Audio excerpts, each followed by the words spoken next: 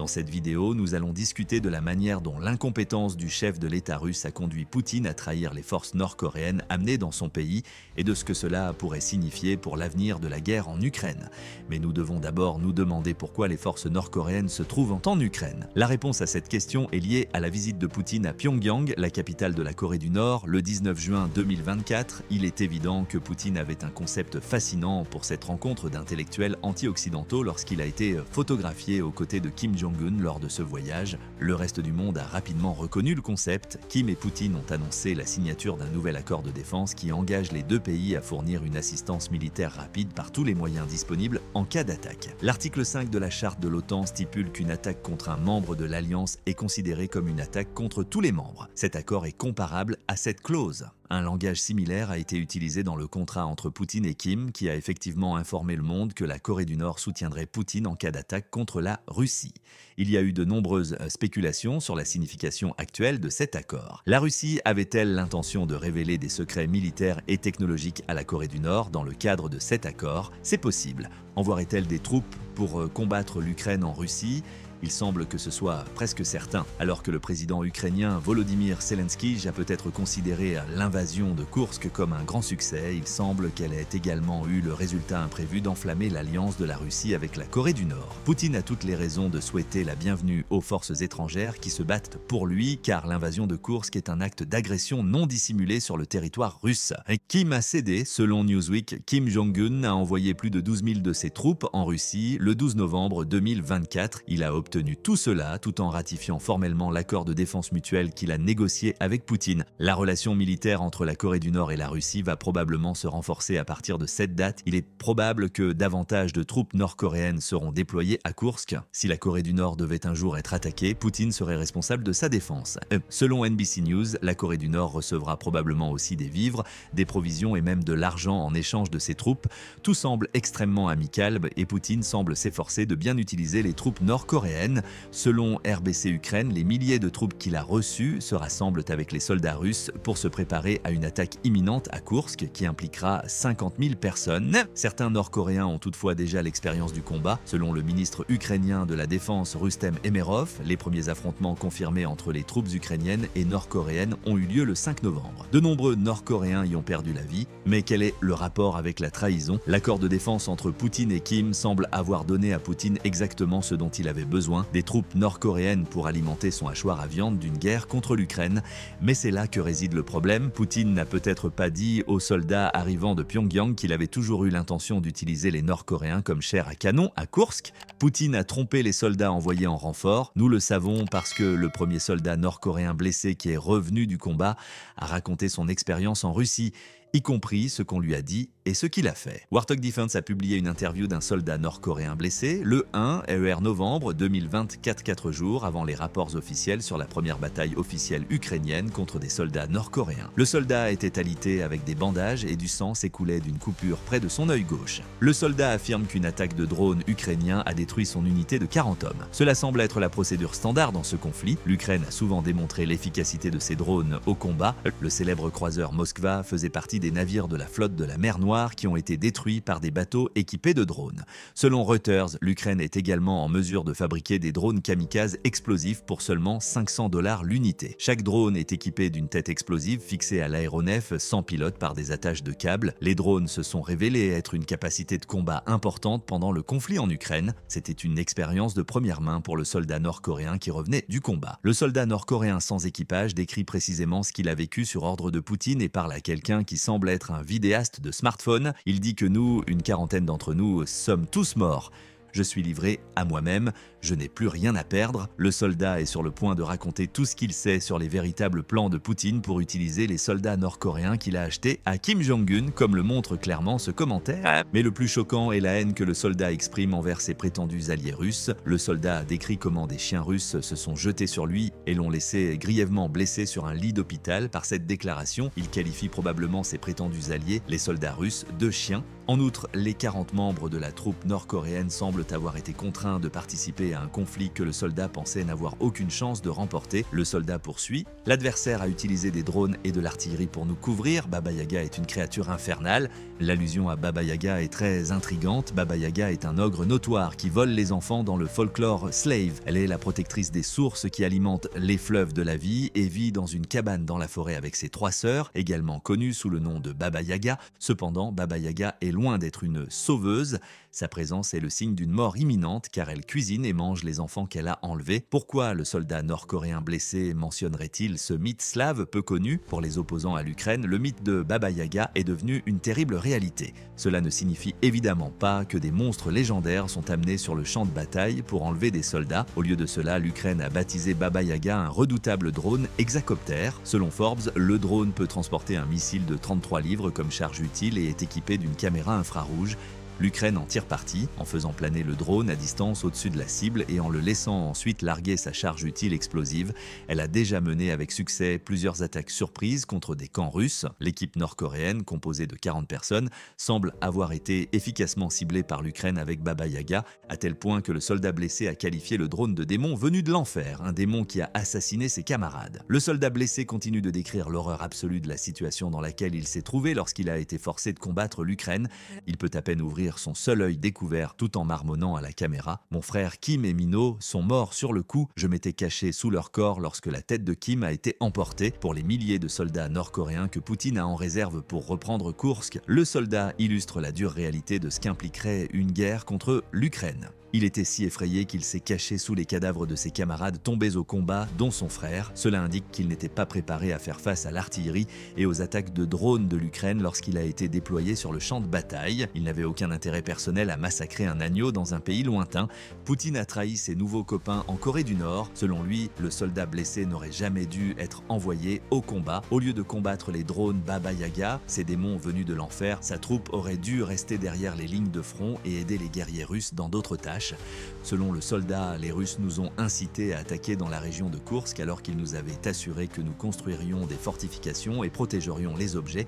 Il est désormais évident que Poutine a fait de fausses déclarations afin d'inciter les soldats nord-coréens à engager directement le combat. On peut se demander si Kim Jong-un était au courant des plans du président russe, mais il est probable que la Russie et la Corée du Nord collaborent pour informer les soldats de la première qu'ils se rendront en Russie pour participer à des tâches comparativement simples derrière les lignes de front.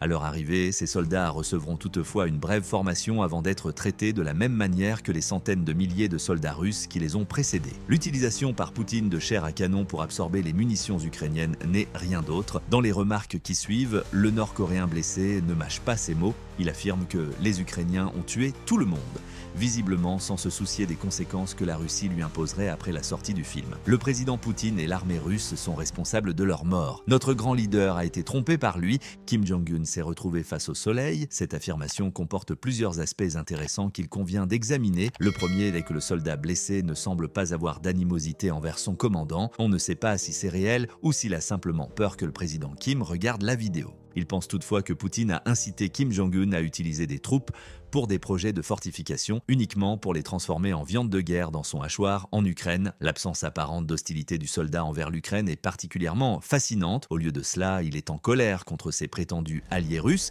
qu'il accuse apparemment d'avoir forcé son unité à participer à une bataille à laquelle elle n'était pas préparée. Selon lui, Poutine en est le seul responsable. Selon le soldat, cette guerre est différente de tout ce qu'il a connu. Ce hachoir à viande est authentique. Il y a 50 ans, cela n'existait pas. Mon grand-père parlait certes de la guerre, mais celle-ci est vraiment terrible. Le soldat fait probablement allusion à la guerre de Corée dans laquelle son grand-père a très probablement servi. Il laisse entendre que les stratégies de Poutine contre l'Ukraine sont si brutales et archaïques, tant envers ses propres soldats qu'envers ceux de l'Ukraine, qu'elles ont fait régresser l'idée même de combat. L'incompétence de Poutine est visible pour tous, comme il est indifférent au sort de ses guerriers et qu'il n'a pas le sens tactique nécessaire pour prendre d'autres mesures.